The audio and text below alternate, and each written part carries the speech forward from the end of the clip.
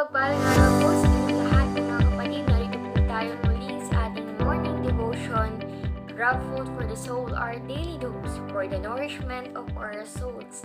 Simulan po natin ang araw sa pagbubulay-bulay na makalakad tayo sa isang mapayapang pamumuhay. Ang pamagat po ng ating pagbubulayan sa umagang ito ay si Jesus ang pagkain at inuming nagbibigay buhay part 2. Ang ating batayang talata ay masusugpungan sa Juan chapter 6, verse 35. Sinabi ni Jesus, "Ako ang tinapay ng buhay, ang lumalapit sa akin ay hindi na magugutom kailanman, at ang sumasampalataya sa akin ay hindi na mauuhaw kailanman." Salamat at purihin ng Diyos sa ating pagbasa at pagkarinig ng kanyang mga salita. Ang pagkain sa laman at pag-inom sa dugo ni Jesus ay isang metaphor na nagbibigay diin sa katotohanan ng ang pananampalataya kay Jesus ang ating paraan tungo sa pagkakaroon ng buhay na walang hanggan. Ang sabi nga po sa Juan chapter 6 verse 51, "Ako nga ang tinapay na nagbibigay buhay na bumaba mula sa langit. Mabubuhay magpakailanman ang sinumang kumain ng tinapay na ito." Jesus ang tinapay na nagbibigay buhay. Hindi lamang siya katulad ng mga mana o tinapay na kinain ng mga Israelita sa panahon ng kanilang pagtakas mula sa Egypt patungo sa lupang pangako. Manna only sustained the Israelites during their exodus, but Jesus is the living bread that gives eternal life to all humanity. Minsan lamang inihandog ni Jesus ang kanyang sarili para sa kaligtasan ng sanlibutan at iyon ay sapat na. Ang mga pari sa lumang tipan ay paulit-ulit naghandog o ng mga animal sacrifices para sa kapatawaran ng mga kasalanan ng tao. But Jesus' great sacrifice was made just once and for all. Ang pagtanggap kay Jesus bilang tinapay at tubig ng buhay ay kailangang gawin ng may pagmamadali o urgency. Hindi ito dapat ipinagpapabukas o ginagawa ng wala sa loob. Mga kapatid, tayo po ba ay nakakaranas ng matinding gutom? Natatandaan po ba natin kung paano tayo kumain ng sandaling iyon?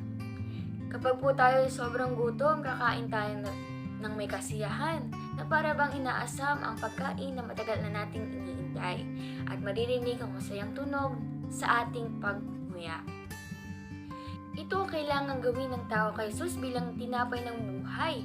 Tanggapin siya ng may pagmamadali, may intensity, may passion, may urgency. Ang kaaway gumagawa ng impression sa ating mga puso. Matagal pa naman ang muling pagbabalik ni Jesus o mahaba pa ang buhay, kaya't i-enjoy muna ang sarap na inaalok ng sanlibutan. Sabi nga po sa 1 chapter 1 verse 14, ang salita ay naging tao at naninirahan sa piling namin. Nakita namin ang kaluwalhatian, tunay na kanya bilang kaisa-isang anak ng Ama. Siya ay puspos ng kagandahang loob at ng katotohanan.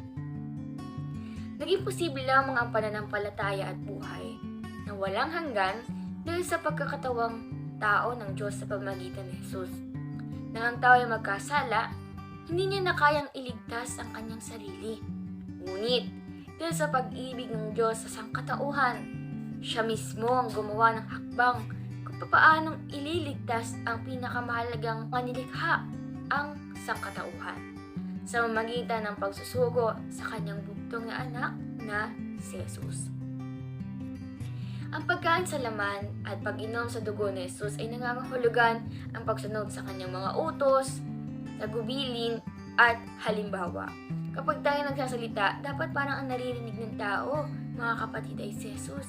Kapag tayo ay ginagawang anuman, parang ang nakikita ng tao ay si Jesus, bunga nito ay gagarantiyahan ni Jesus na siya ay isa sa atin. Hindi niya tayo iiwan ni pababayaan man. Ang kanyang kapangyarihan ay isa sa atin. Ang kanyang kabanalan ay isa sa atin. Ang kanyang kaluwalhatian ay isa sa atin.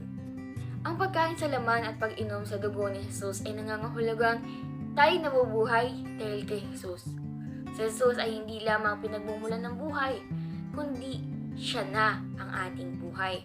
Tulad nga po ng sinabi ni Pablo sa Filipos chapter 1 verse 21. Sapagkat para sa akin, si Kristo ang aking buhay, at kahit kamatayan ay pakinabang. Ayun po, buhay siya para kay Kristo.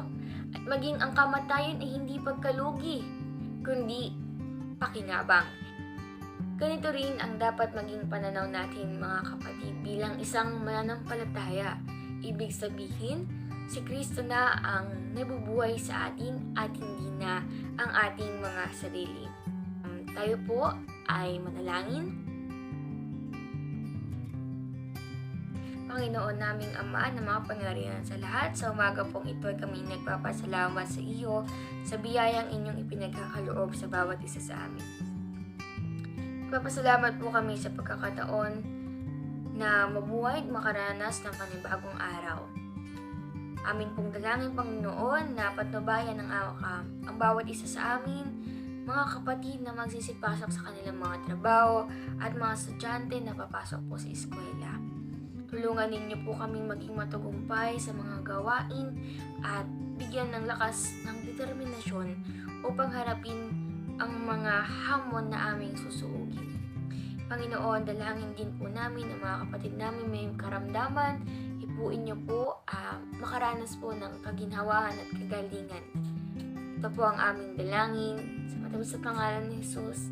Amen. Papuri at pasasalamat sa Panginoon. Salamat po sa inyong pagsama sa pagbubulay-bulay ng salita ng ating Panginoon.